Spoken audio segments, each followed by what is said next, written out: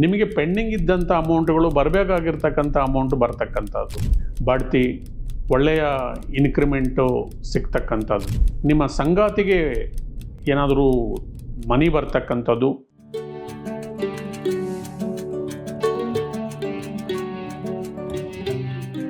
ಓಂ ಶ್ರೀ ಗಣೇಶಾಯ ನಮಃ. ಓಂ ಶ್ರೀ ಗುರುಭ್ಯೋ ನಮಃ. ಓಂ ಶ್ರೀ ಸರಸ್ವತೈ ನಮಃ. ಮಾತೃದೇವೋಭವ. ತತ್ವಮಸಿ ಚಾನಲ್ ಪ್ರೇಕ್ಷಕರಿಗೆ ನಿಮ್ಮ ವೆಂಕಟರಾಘವನ್ ಮಾಡ್ತಕ್ಕಂಥ ನಮಸ್ಕಾರಗಳು. ಪ್ರೇಕ್ಷಕರೇ, ಇದು ಉಡುಪಿ ನ್ಯೂಮರಾಲಜಿ ಆ್ಯಂಡ್ ಅಸ್ಟ್ರಾಲಜಿ ಕಾರ್ಯಕ್ರಮ ಮಾಸ ಭವಿಷ್ಯ. ಪ್ರತಿ ತಿಂಗಳು ನಮ್ಮ ಚಾನಲ್ ವತಿಯಿಂದ ಮಾಸ ಭವಿಷ್ಯವನ್ನು ಮಾಡ್ತಾ ಇದ್ದೀವಿ. ನೀವೆಲ್ಲರೂ ಕೂಡ ನಮಗೆ ಸಪೋರ್ಟ್ ಮಾಡ್ತಾ ಇರೋದಕ್ಕೆ ನಿಮ್ಮೆಲ್ಲರಿಗೂ ಕೂಡ ಹೃತ್ಪೂರ್ವಕ ಧನ್ಯವಾದಗಳು. ಯಾರ್ಯಾರು ನಮ್ಮ ಚಾನಲನ್ನು ಸಬ್ಸ್ಕ್ರೈಬ್ ಮಾಡಿಕೊಂಡಿಲ್ವೋ ದಯವಿಟ್ಟು ಸಬ್ಸ್ಕ್ರೈಬ್ ಮಾಡಿಕೊಳ್ಳಿ. 2026 ಆಗಸ್ಟ್ ತಿಂಗಳ ಫಲಾಫಲಗಳನ್ನು ನೋಡೋಣ ಬನ್ನಿ. ಇದು ಯಾರದೇ ಜಾತಕವಲ್ಲ, ಇದು ಗೋಚಾರ ಫಲ. ನಿಮ್ಮ ಮೂಲ ಜಾತಕಕ್ಕೆ ಈ ಗೋಚಾರ ಫಲವನ್ನು ನೀವು ಕಂಪೇರ್ ಮಾಡಿಕೊಳ್ಳಿ. ದಶಾಭುಕ್ತಿಗಳು ಚೆನ್ನಾಗಿದ್ದರೆ ಫಲಗಳು ಚೆನ್ನಾಗಿರುತ್ತೆ, ದಶಾಭುಕ್ತಿಗಳು ಕಮ್ಮಿ ಇದ್ದರೆ ಸಾಧಾರಣವಾದಂಥ ಫಲಗಳು ಸಿಕ್ಕತ್ತೆ. ಗ್ರಹಗಳ ಒಂದು ಮೂಮೆಂಟನ್ನು ತಿಳ್ಕೊಳ್ತಕ್ಕಂಥ ಒಂದು ಸಮಯ. ಗುರು ಭಗವಾನರು ಕರ್ಕಾಟಕ ರಾಶಿಯಲ್ಲಿದ್ದಾರೆ. ಜೊತೆಗೆ ಬುಧ 6ನೇ ತಾರೀಕಿಂದ 22ನೇ ತಾರೀಕುವರೆಗೂ ಕರ್ಕಾಟಕ ರಾಶಿಯಲ್ಲಿ ಗುರು ಒಟ್ಟೊಟ್ಟಿಗೆ ಜರ್ನಿ ಮಾಡ್ತಾ ಇದ್ದಾರೆ.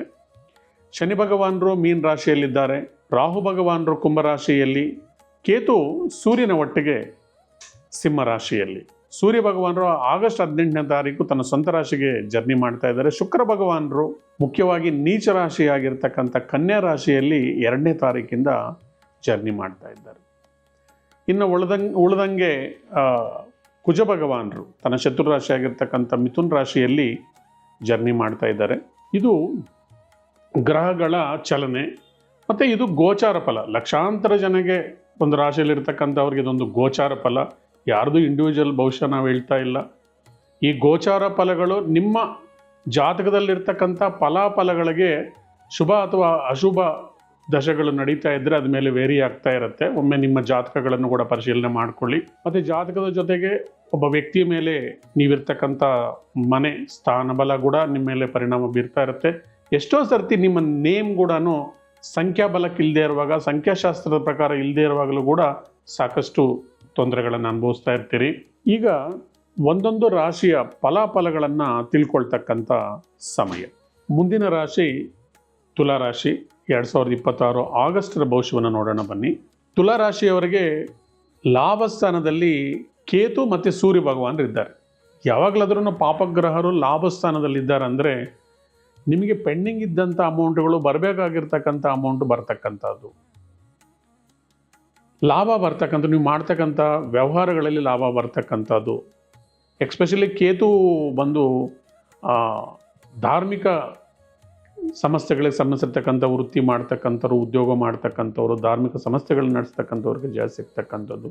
ಸೂರ್ಯ ಭಗವಾನರು ಸರ್ಕಾರಕ್ಕೆ ಸಂಬಂಧಿಸಿರೋದಾಗಿರೋದ್ರಿಂದ ಸರ್ಕಾರದ ಸೇವೆ ಮಾಡ್ತಾ ಇರೋರು, ಸರ್ಕಾರದ ಎಂಪ್ಲಾಯೀಸು, ಗೌರ್ಮೆಂಟ್ ಅಂಡರ್ಟೇಕಿಂಗ್ ಕಂಪ್ನೀಸಲ್ಲಿ ಕೆಲಸ ಮಾಡ್ತಾ ಇರೋರಿಗೆ ಬಡ್ತಿ, ಒಳ್ಳೆಯ ಇನ್ಕ್ರಿಮೆಂಟು ಸಿಗ್ತಕ್ಕಂಥದ್ದು.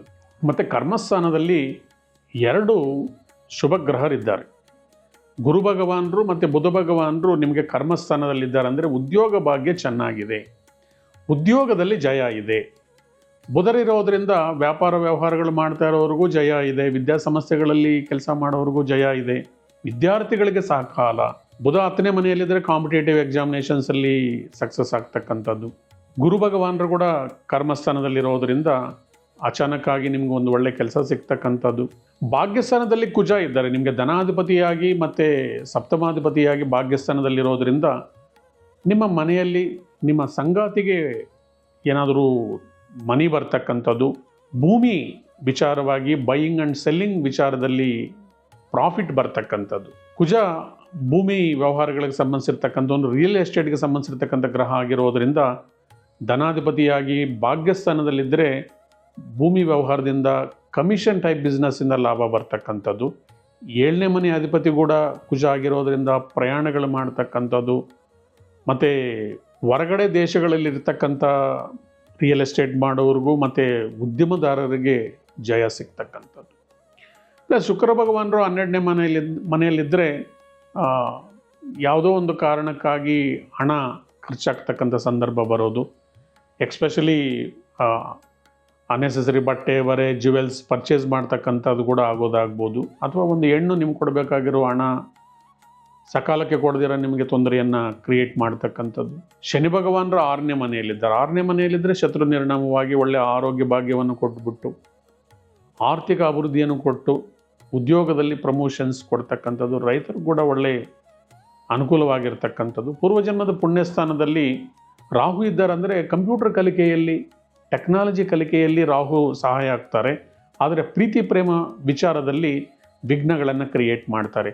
ಪ್ರೀತಿ ಪ್ರೇಮಕಾರಕ ವ್ಯಯಸ್ಥಾನದಲ್ಲಿ ನೀಚನಾಗಿ ಶುಕ್ರ ಇರೋದು, ಪ್ರೀತಿ ಪ್ರೇಮ ಸ್ಥಾನದಲ್ಲಿ ರಾಹು ಇರೋದರಿಂದ ಪ್ರೀತಿ ವಿಘ್ನಗಳಾಗ್ತಕ್ಕಂಥದ್ದು. ಪ್ರೀತಿಸಿ ಮದುವೆ ಮಾಡೋದಕ್ಕೆ ಹಿರಿಯರ ಅಡಚಣೆ ಬರೋದು. ಪಿತೃಸ್ಥಾನದಲ್ಲಿ ಕುಜ ಇರೋದರಿಂದ ನಿಮ್ಮ ಮದುವೆಗೆ, ಪ್ರೀತಿ ಮದುವೆಗೆ ನಿಮ್ಮ ತಂದೆಯಿಂದ ಸಹಕಾರ ಸಿಕ್ಕೋದಿಲ್ಲ. 9ನೇ ಮನೆ ಧರ್ಮಸ್ಥಾನ ಆಗಿರೋದ್ರಿಂದ ನೀವು ಪ್ರೀತಿ ಮಾಡಿರ್ತಕ್ಕಂಥ ನಿಮ್ಮ ಸಂಗಾತಿ ಕ್ಯಾಸ್ಟ್ ಆ್ಯಂಡ್ ಸಬ್ ಕ್ಯಾಸ್ಟ್ ವಿಚಾರದಲ್ಲಿ ವ್ಯತ್ಯಾಸ ಬಂದು ಅದಕ್ಕಾಗಿ ಮದುವೆಯಲ್ಲಿ ಕೂಡ ಅಡಚಣೆಗಳು ಬರ್ತಕ್ಕಂಥದ್ದು. ಹೀಗೆ ರವಿ ಕೇತು ನಿಮಗೆ ಅನುಕೂಲಕರವಾಗಿದ್ದಾರೆ, ಬುಧರ ಅನುಕೂಲಕರವಾಗಿದ್ದಾರೆ. ಗುರು 10ನೇ ಮನೆಯಲ್ಲಿದ್ದರೆ ಹುಚ್ಚನಾಗಿರೋದ್ರಿಂದ ತೊಂದರೆ ಇಲ್ಲ ಅಂದರೂ ಕೂಡ ಕೆಲಸ ಕಾರ್ಯಗಳಿಗೆ 2 ಸತಿ ಪ್ರಯತ್ನ ಮಾಡಿದ್ರೇ ನಿಮಗೆ ಕೆಲಸ ಸುಲಭವಾಗಿ ಆಗ್ತಾ ಇರುತ್ತೆ. ಅದಕ್ಕೆ ರಾಯರ ಆರಾಧನೆ ಮಾಡ್ತಾ ಬನ್ನಿ. ದತ್ತಾತ್ರೇಯಂ ಶಿವಂ ಶಾಂತಂ ಇಂದ್ರನೀಲ ಸಮಪ್ರಭಂ ಆತ್ಮಾಮಯಾರತಂ ದೇವಂ ಆವಧೂತಂ ದಿಗಂಬರಂ. ದತ್ತಾತ್ರೇಯ ದೇವರನ್ನ ಆರಾಧನೆ ಮಾಡ್ತಾ ಬನ್ನಿ. ದತ್ತಸ್ತೋತ್ರವನ್ನು ಪ್ರತಿನಿತ್ಯ ಓದ್ಕೊತಾ ಬಂದರೆ ಗುರುಗಳ ಪೂರ್ಣ ಅನುಗ್ರಹ ನಿಮ್ಮ ಮೇಲೆ ಸಿಕ್ಕತ್ತೆ. 12ನೇ ಮನೆಯಲ್ಲಿರ್ತಕ್ಕಂಥ ಶುಕ್ರರನ್ನು ಹೋಲಿಸ್ಕೋಬೇಕಂದ್ರೆ ನೀವು ಪರಶುರಾಮರ ಆರಾಧನೆ ಮಾಡ್ತಾ ಬನ್ನಿ. ಪರಶುರಾಮ ಸ್ತೋತ್ರವನ್ನು ಓದ್ಕೊಳ್ಳಿ. ಲಕ್ಷ್ಮೀ ಹೃದಯಂ ಸ್ತೋತ್ರವನ್ನು ಓದ್ಕೊಳ್ಳೋದ್ರಿಂದ ಶುಕ್ರರು ಬಲವಾಗಿ ನಿಮಗೆ ಖರ್ಚು ವೆಚ್ಚಗಳನ್ನು ಕಮ್ಮಿ ಮಾಡಿ ಮುಂದೆ ನಿಮ್ಮ ದಾರಿ ಸುಗಮವಾಗೋ ಥರ ಮಾಡಿ ಅನುಕೂಲಗಳಾಗ್ತಾ ಬರುತ್ತೆ. ಈ ಕಾರ್ಯಕ್ರಮವನ್ನು ಮುಕ್ತಾಯ ಮಾಡೋಕ್ಕೆ ಮೊದಲು ಉಡುಪಿ ವಾಸ್ತು ಶಾಸ್ತ್ರದ ಪ್ರಕಾರ ಕೆಲವು ಗೃಹ ವಾಸ್ತು ಟಿಪ್ಸನ್ನು ತಿಳ್ಕೊಳ್ಳೋಣ. ನಾನು ಲಾಸ್ಟ್ ಟೈಮ್ ಹೇಳಿದ್ದೆ ನಿಮಗೆ, ಈ ಸರ್ತಿ ಅಗ್ನಿಮೂಲೆ ಬಗ್ಗೆ ನಾನು ಮಾತಾಡ್ತೀನಿ. ಸೌತ್ ಈಸ್ಟ್ ಕಾರ್ನರ್ ಅಗ್ನಿಮೂಲೆ. ಯೂಶಲಿ ಸೌತ್ ಈಸ್ಟ್ ಮೂಲೆ ಅಂದ್ರೆ ಎಲ್ಲರಿಗೂ ಗೊತ್ತಾಗೋದು ಅಡುಗೆ ಕೋಣೆ, ಅಡುಗೆ ಮನೆ ನಾವು ಇಡ್ತಕ್ಕಂಥ ಸ್ಥಳ ಅಂತ. ಈ ಅಡುಗೆ ಮನೆ ಯಾವ ಥರ ಇರಬೇಕು, ಈ ಕೋಣೆಯಲ್ಲಿ ಯಾವ ವಸ್ತುಗಳು ಇರಬೇಕು, ಯಾವ ವಸ್ತುಗಳು ಇರಬಾರ್ದು, ಇದು ಕೆಲ ವಿಚಾರಗಳನ್ನು ತಿಳ್ಕೋಬೇಕು. ಒಂದು ವೇಳೆ ಅಡುಗೆ ಮನೆ ವಾಸ್ತು ಸರಿಯಾಗಿಲ್ಲ ಅಂದರೆ ನೀವು ಸರಳವಾಗಿರ್ತಕ್ಕಂಥ ಉಪಾಯಗಳನ್ನು ಯಾವ ಥರ ಬಳಸ್ಕೋಬೇಕು. ಇದರಲ್ಲಿ ಒಡೆಯೋದಿರೋದಿಲ್ಲ, ಬಡಿಯೋದಿರೋದಿಲ್ಲ, ಕೆಡವೋದಿರೋದಿಲ್ಲ. ಕೇವಲ ಕಲರ್ ಕಾಂಬಿನೇಷನ್ಸ್ ಮತ್ತು ಸರಳ ಉಪಾಯಗಳಿಂದ ಇದನ್ನು ಯಾವ ಥರ ಸರಿಪಡಿಸ್ಕೊಳ್ಬೋದು ಅಂತಕ್ಕಂಥ ವಿಚಾರವನ್ನು. ಮೊದಲನೇದಾಗಿ, ಅಡುಗೆ ಮನೆಯಲ್ಲಿ ನೀವು ಸ್ಟವ್ ಇಡ್ತಕ್ಕಂಥ ಒಂದು ಸ್ಲ್ಯಾಬು ಯಾವಾಗಲೂ ಗ್ರೀನ್ ಕಲರ್ ಇರೋ ಥರ ನೋಡ್ಕೊಳ್ಳಿ. ಒಂದು ವೇಳೆ ನಿಮ್ಮ ಮನೆಯಲ್ಲಿ ಆಲ್ರೆಡಿ ಬೇರೆ ಸ್ಲ್ಯಾಬ್ ಹಾಕಿದ್ದಾರೆ, ಒಂದು ಕಪ್ಪು ಕಲರ್ದು ಈ ಥರ ಸ್ಲ್ಯಾಬ್ ಏನಾಗಿದ್ರು ಹಾಕಿದರೆ, ನೀವು ಸ್ಟವ್ ಕೆಳಗಡೆ ಒಂದು ಗ್ರೀನ್ ಟೈಲ್ಸನ್ನು ಹಾಕ್ಬಿಟ್ಟು ಅದರ ಮೇಲೆ ಸ್ಟವ್ ಇಟ್ಕೊಳ್ಳಿ. ಮತ್ತು ಈ ಮೂಲೆಯಲ್ಲಿ ಸಾಧ್ಯವಿದ್ದಷ್ಟು ಕೂಡ ಕೆಂಪು ಬಣ್ಣ ಇರೋ ಥರ ನೋಡ್ಕೊಳ್ಳಿ. ಒಂದು ವೇಳೆ ಈ ಮೂಲೆ ಏನಾದರೂ ಕಟ್ಟಾಗಿದ್ದರೆ ಅಥವಾ ಈ ಮೂಲೆಯಲ್ಲಿ ಬಣ್ಣಗಳು ನಿಮಗೆ ಮ್ಯಾಚ್ ಆಗಿಲ್ಲ ಅಂತ ಹೇಳಿದರೆ, ಕೆಂಪು ಬಣ್ಣದ ಒಂದು 0 ಕ್ಯಾಂಡಲ್ ಲೈಟ್ ಬಲ್ಬನ್ನು ರೆಗ್ಯುಲರ್ ಆಗಿ ಇಲ್ಲಿ ಬೆಳಗಿಸ್ಬೇಕು. ಯೂಶಲಿ ಅಡುಗೆ ಮನೆಯಲ್ಲಿ ಒಂದು ಅನ್ನಪೂರ್ಣೇಶ್ವರಿ ಒಂದು ಚಿಕ್ಕ ವಿಗ್ರಹ ಅಥವಾ ಒಂದು ಫೋಟೋವನ್ನು ಇಟ್ಕೊಂಡು ನೀವು 24x7 ಕಾಮಾಖ್ಯ ದೀಪವನ್ನು ನೀವು ಹಚ್ಚಿದರೆ, ಇಲ್ಲಿ ಬೆಂಕಿ ಉರಿದರೆ ನಿರಂತರವಾಗಿ, ಅಂದರೆ ದೀಪ ಉರಿತಾ ಇದ್ದರೆ ನಿಮ್ಮ ಮನೆಯಲ್ಲಿ ಶುಭಫಲಗಳು ಹೆಚ್ಚಾಗತ್ತೆ. ಯಾಕೆಂದರೆ ಅಗ್ನಿಮೂಲೆ ಅಂತಕ್ಕಂಥದ್ದು ನಮಗೆ ಐಶ್ವರ್ಯ, ಯಶಸ್ಸು, ಕೀರ್ತಿ, ಆರೋಗ್ಯವನ್ನು ಕೊಡ್ತಕ್ಕಂಥದ್ದು. ಸೊ ಒಂದು ವೇಳೆ ಈ ಮೂಲೆಯಲ್ಲಿ ಏನಾದರೂ ನೀವು ಕಬೋರ್ಡಲ್ಲಿ ಗ್ಲಾಸ್ ಕಾಣೋ ಥರ ಗ್ಲಾಸ್ ಏನಾದರೂ ನೀವು ಕಬೋರ್ಡ್ಸಲ್ಲಿ ನೀವು ಹಾಕಿದರೆ, ಆ ಗ್ಲಾಸ್ಗೆ ನೀವು ರೆಡ್ ಕಲರ್ ಸ್ಟಿಕ್ಕರ್ಸನ್ನು ಹಾಕ್ಕೊಂಬಿಡಿ. ಮತ್ತು ಈ ಮೂಲೆಯಲ್ಲಿ ಸಾಧ್ಯವಿದ್ದಷ್ಟು ಕೂಡ ಕನ್ನಡಿಗಳಿರಬಾರ್ದು, ಯಾವುದೇ ರೀತಿಯ ಕನ್ನಡಿಗಳಿರಬಾರ್ದು. ಮತ್ತು ಈ ಮೂಲೆಯಲ್ಲಿ ಡ್ರ್ಯಾಗನ್ ಚಿತ್ರವನ್ನು, ಕೆಂಪು ಬಣ್ಣದ ಒಂದು ಡ್ರ್ಯಾಗನ್ ಚಿತ್ರವನ್ನು ನೀವು ಇಟ್ಟಿದ್ದೇ ಆಗಿದರೆ ನಿಮಗೆ ಎಂಡ್ಲೆಸ್ ಲಕ್ ಅನ್ನೋದು ಬರ್ತಾ ಇರುತ್ತೆ. ಮತ್ತು ನೀವು ಈ ಕಪಾಟಗಳನ್ನು ಮಾಡಿದರೆ, ನಿಮ್ಮ ಬೇಳೆ ಈ ಥರದ್ದು ಧಾನ್ಯಗಳನ್ನು ಇಟ್ಕೊಳ್ಳೋದಕ್ಕೆ ಕಪಾಟಗಳನ್ನು ಮಾಡಿದರೆ, ಯಾವಾಗಲೂ ಕೂಡ ನಿಮ್ಮ ಕಪಾಟಗಳು ಕೆಂಪು ಬಣ್ಣ ಅಥವಾ ಆರೆಂಜ್ ಕಲರ್ ಅಥವಾ ಸನ್ರೈಸ್ ಕಲರ್ಸನ್ನು ಬಳಸ್ಕೊಳ್ಳಿ. ಗ್ರೀನ್ ಕಲರ್ ಕೂಡ ಈ ಮೂಲೆಯಲ್ಲಿ ನೀವು ಬಳಸ್ಕೊಳ್ಬೋದು. ಒಂದು ವೇಳೆ ಅಗ್ನಿಮೂಲೆಯಲ್ಲಿ ಸ್ಟೆಪ್ಸು ಬೆಳೆದಿದ್ದು ನಿಮ್ಮ ಎಲಿವೇಶನ್ಗೆ ಕೂಡ ಅಟ್ಯಾಚ್ ಆಗಿದ್ರೆ ಅಗ್ನಿಮೂಲೆ ದೋಷ ಬರುತ್ತೆ. ಅಥವಾ ಅಗ್ನಿಮೂಲೆಗೆ ಏನಾದರೂ ರೋಡ್ ಹಿಟ್ಟಿದ್ರೆ ಔಟ್ಸೈಡಿಂದ ಕೂಡ ಅಗ್ನಿಮೂಲೆ ದೋಷಗಳು ಬರ್ತಾ ಇರುತ್ತೆ.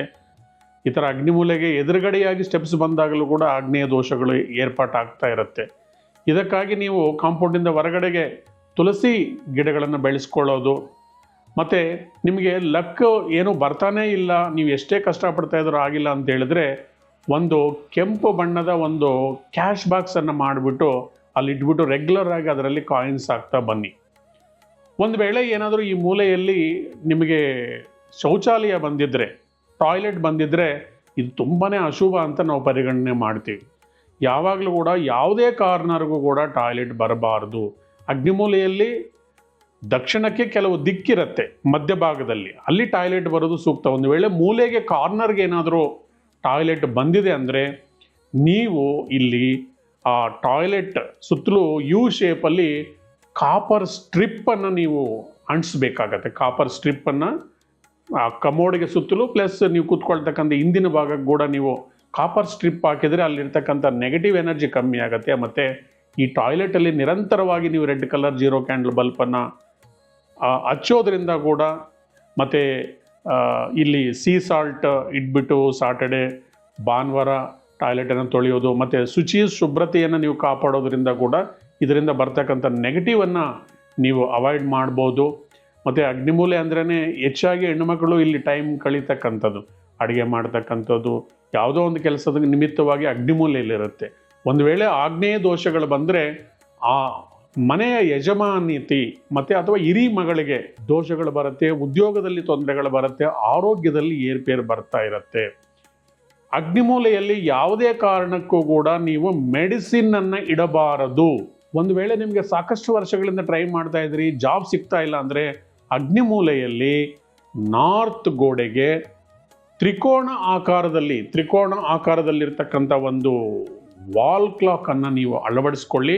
ಅಗ್ನಿಮೂಲೆಯಲ್ಲಿ ನಾರ್ತ್ ವಾಲ್ಗೆ ತ್ರಿಕೋಣ ಆಕಾರದಲ್ಲಿ, ಅದು ಕೆಂಪು ಬಣ್ಣದಲ್ಲಿದ್ದರೆ ಇನ್ನೂ ಒಳ್ಳೆಯದು. ಆ ಥರ ವಾಲ್ ಕ್ಲಾಕ್ ಹಾಕ್ಕೊಳ್ಳೋದ್ರಿಂದ ಕೂಡ ನಿಮಗೆ ಎಂಡ್ಲೆಸ್ ಅವಕಾಶಗಳು ಬರುತ್ತೆ.